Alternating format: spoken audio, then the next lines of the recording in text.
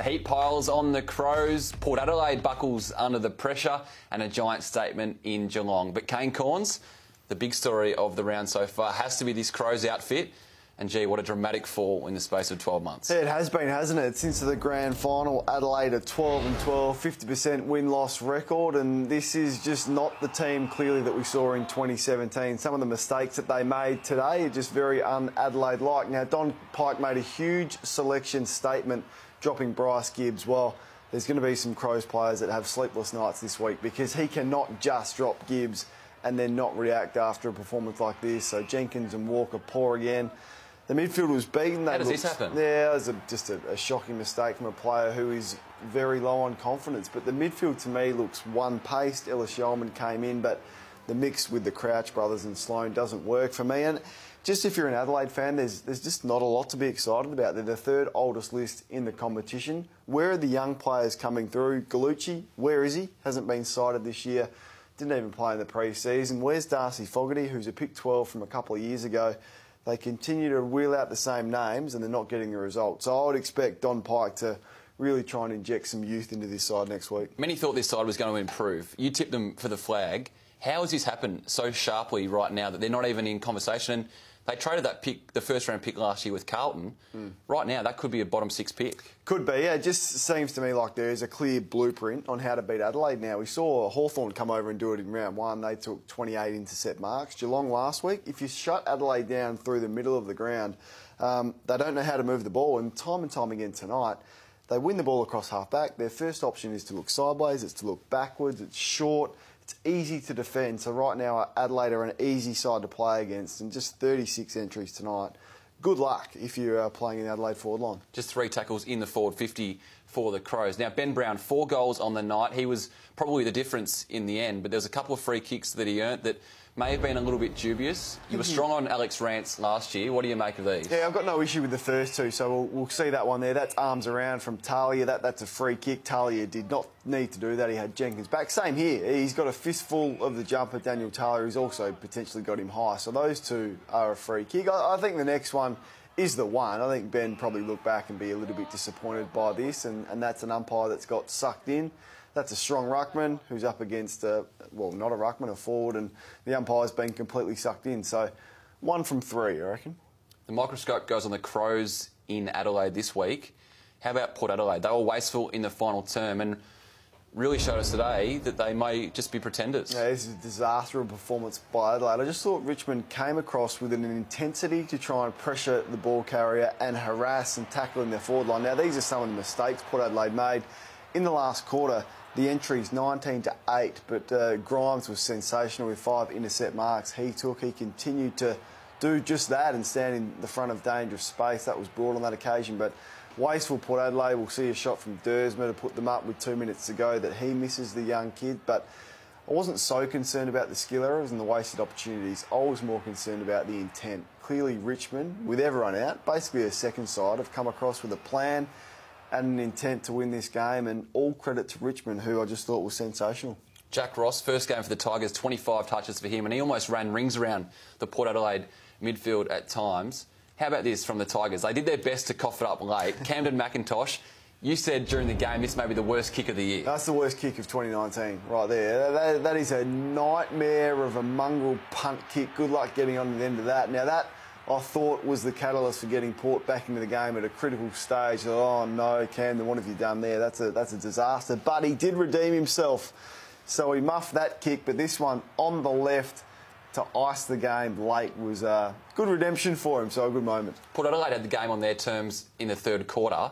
How about this incident? Port Adelaide leading by 8 points. Tom Lynch goes in, kicks one of his 6 goals for the game, and then Ryan Burton pushes Lynch in the back. A double free kick, and the Tigers go 4 points up. Yeah, Lynch was on the receiving end of a couple of free kicks, also kicked a goal from a dubious 50-metre penalty. Look, I don't have an issue with this free kick. I'm not sure why Ryan Burton felt the need to push him after the kick. You see it kicked, 2 steps, pushed in the back. Now, you say it's a big price to pay, which it is. Perhaps a better penalty and a fairer one is a free kick from the middle of the ground. I think that's probably a better option because that is such a harsh penalty, but just a brain fade from Ryan Burton, who just didn't need to do that.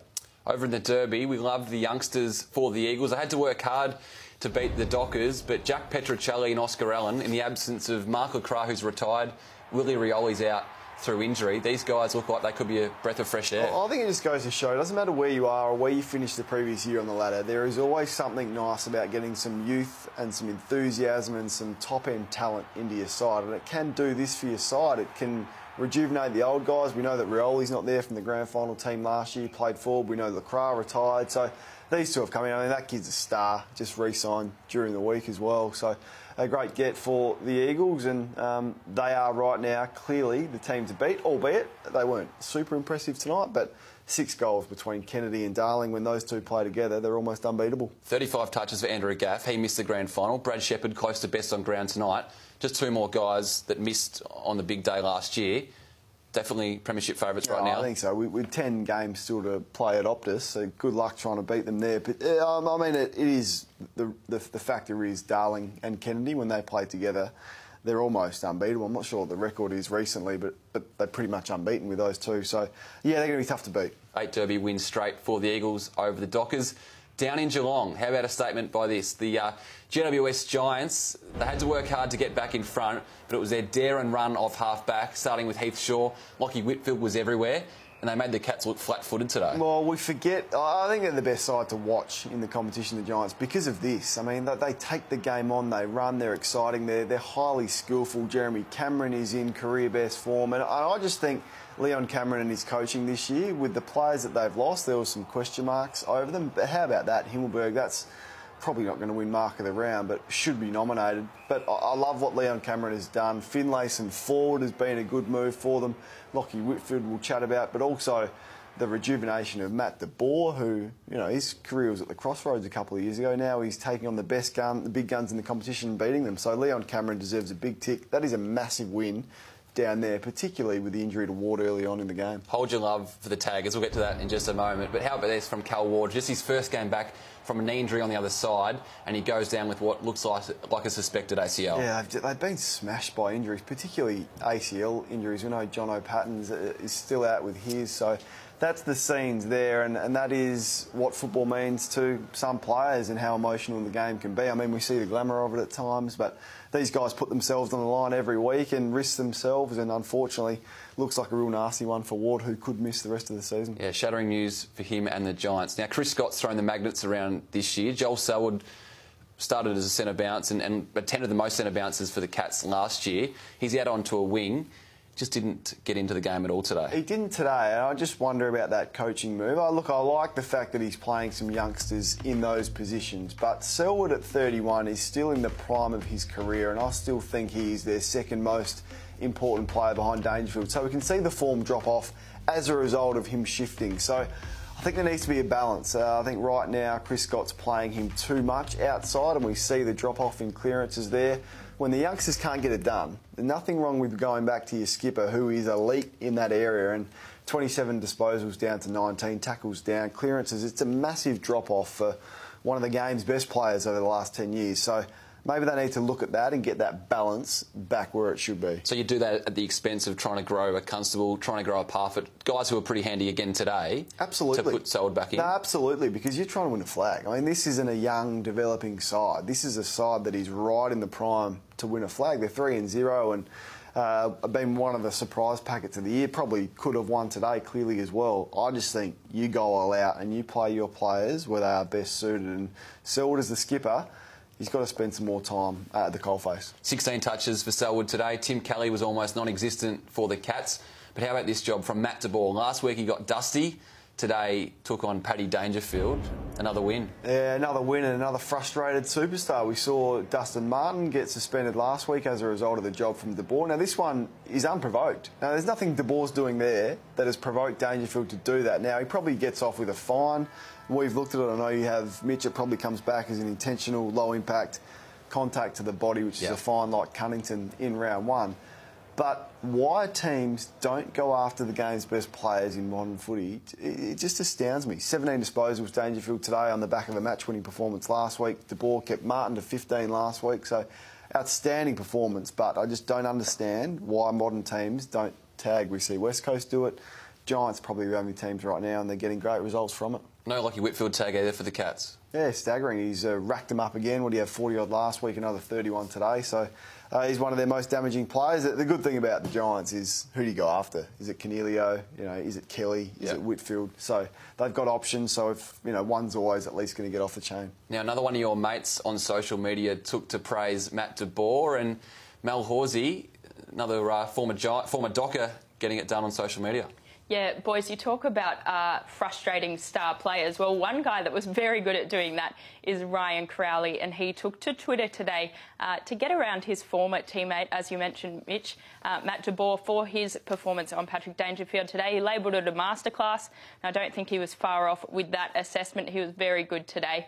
Another player that's very good at getting under the skin of his opponents is James Sicily, and he took to Twitter on Thursday night during the D's Swans game. I think he might still be a bit salty about the dubious free kicks he was on the wrong end of last weekend, gents.